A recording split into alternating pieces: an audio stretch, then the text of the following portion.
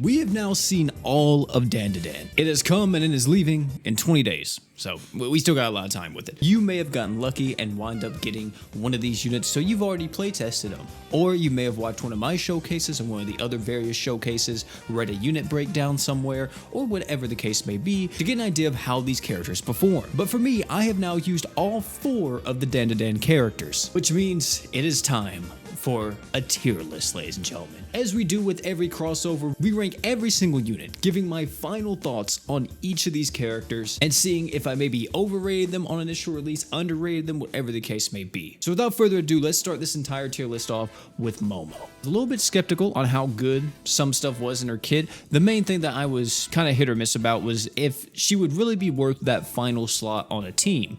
As I've discussed previously in showcase videos and even before Momo was out, is that she is a definitive 4th slot unit, or I would refer to her as a flex unit. Not a character that you build the team around, but a perfect character to round it out. The main thing here is that she is able to give you 30% DR to 3 different race types: humans, demons, and beast. 2 of those races we actually face quite often, which are demon and beast, and humans, are kind of hit or miss. Having an additional 30% DR with a team that's already as tanky as Mono Water, having units like Beta, Shiro Emiya, even if you consider Ultimate Paladin Roy's passive effect, they have so much innate damage resist on their team, and adding even more on top of that is incredible. Also, if you care about it, she can hold 2 of the Mono Water relics, which is great. Outside of Mono Water, I still say you're going to get a lot of use out of her, especially if you are using her just on any team, because she has that 25 art gauge on the art. Another thing to mention too is that in Grand Crusade, this art's going to get a lot of effect because even the mini bosses you fight a ton of humans, you fight a ton of demons and beasts.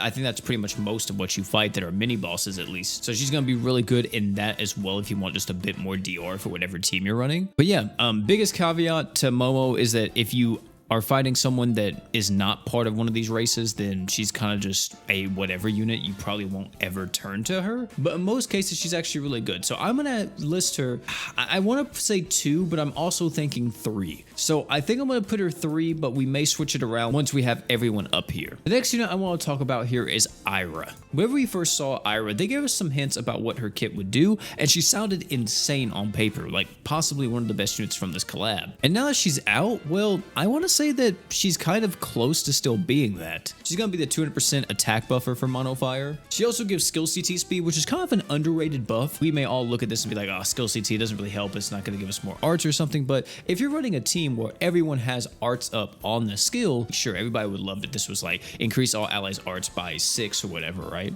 But technically you're still getting that. She also has fire res down on the super art, which I don't think it's as impactful as it may seem. You have characters like Shizu running around, Velzard gives you fire res down, characters like Lark on JP that gives you quite a bit of fire res down. Another thing to mention too is her damage resist. It's very good. The only negative that I really see is that if you were making an entire team that was revolving around being under 50% HP, you couldn't really do that with Ira in the current state of Mono Fire.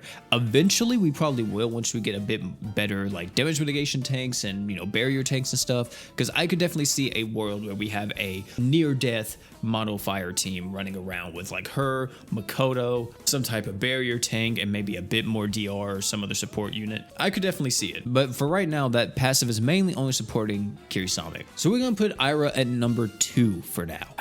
Y'all know it was coming, man. Y'all knew it was coming. Gigi. Now I'm a firm believer that Gigi is kind of garbage.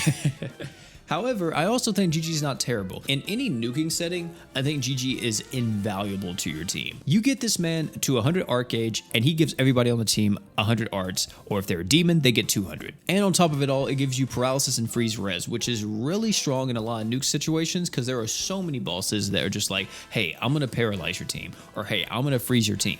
And Gigi just says no to all of that. His damage is just not as good as some other characters. I really wish Gigi had the ratio passive because it would help him out so much, but unfortunately it didn't give it to him for whatever reason. So when it comes to the damage department, he's not beating some of the big names that we've seen in recent times, but he's still like not a terrible unit. I also firmly believe that if Gigi's super art had the Veldora effect, or characters like Veldora, let me say, where they can activate their super art and it does not affect them. And like if a unit gets fainted or whatever, or like it force procs a freeze or paralysis on you, the super art keeps playing. I think that would have been insane for Gigi and would have made him so much better, especially in nuke situations. Since we're on the topic of the super art too, it's long, man. It's a extremely long animation, so that's kind of sucky as well. In most cases, I think Gigi's role is going to become this guy that just pops his art, gives everybody art gauge, and uses his true art to stack dark res down onto an enemy. Even in nuke situations, I think you're mainly going to be using him alongside other dark units just to get as much dark res down onto a boss as possible. Now, I will say that in Mono Demon, he might actually have a place in sustain for the simple fact that one of Demon's like biggest problems is that they take a bit to get going, especially if you're using Albedo to give you DR. She has to ramp and all that. Gigi can kind of accelerate that entire team with that art. So we may see him specifically in the Mono Dark Demon team, but outside of Mono Dark Demon, we may not see Gigi at all in sustain. I don't think he's a fit in Sword God Luan's team, but maybe in like a month or so, you know, we use him and some characters come out in JP and he's now an actual unit in Sword God Luan's team. But for right now, Gigi is going in the number 4 slot, hoping that a character comes out later on that can kind of make this guy even better. Possibly Zephyr is who we need, right? Maybe Zephyr is the character that we need on global to make this unit insane. And last but not least, we have Ocaroon, which to nobody's surprise is number 1. The team building meta is in shambles because of this unit. Anytime you fight any boss in this game now, it's like, oh, what do we do? Throw Ocaroon at it. Oh, he didn't work? Put another one on the team. That didn't work, put 3. 3 didn't work, put 4. The boss is dead. It's ridiculous how good this unit is. I gave this guy this broken true art that gives everybody additional attack and damage, especially physical damage. He's a perfect partner for any ratio character. Mind you, he has the ratio passive as well. So whenever you're in a fight and you're able to ramp up 3, 4 times before you get to the boss and then you pop that super art, they just die, man. Another thing that's really cool about Ocaroon that we're starting to see more and more come out is actually equip nukes happening a lot more often than I think that they were previously. If you're running like multiple Ocaroons, I think it's a bit better because you're getting even more attack and more physical damage. But like you can use stuff like creation or anything else that has a super high multiplier and wind up nuking bosses just from the equips alone without even having to worry about using Ocaroon's super art or whatever else. Of course, Ocaroon does have a few flaws. His main flaw is that his DR, he will lose it if he gets near death. If he didn't lose it when he got near death, I'm gonna be honest, one of the best characters in the game in every situation. But since that happens, if you fight a boss that forces you into near death instantly, like your Ifrits for an example, he kind of loses some of his value to the team. Because one of the things that makes this guy so strong is not only is he providing you all this additional damage and attack, he's also providing you that 30% DR. Another thing to mention as well is that in Grand Crusade, this 30% DR is going to be really nice. Using it alongside, for example, War God Finn, you just will clear so much stuff in Grand Crusade so easily and wind up tanking so well against so many bosses. The only one that may get you still is Sly, because that man is on a mission. But in any piece of regular content, he just blows it up. It doesn't matter what it is. You can just put Ocaroon on the team and he's bringing some kind of value.